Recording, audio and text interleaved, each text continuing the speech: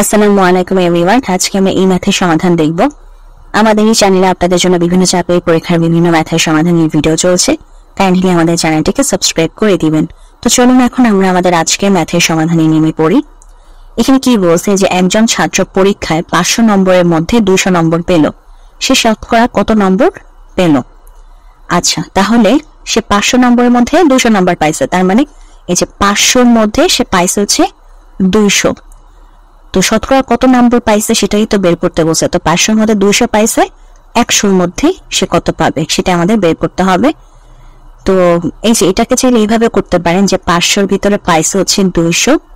যদি এইভাবে করতে আপনাদের অসুবিধা হয়, 1-এর মধ্যে পাইছে কত 200/500, তাহলে 100-র ভিতরে কত পাইছে, কারণ 100 আনতে হবে কেন, কারণ আমরা শতকরায় প্রকাশ করতেছি।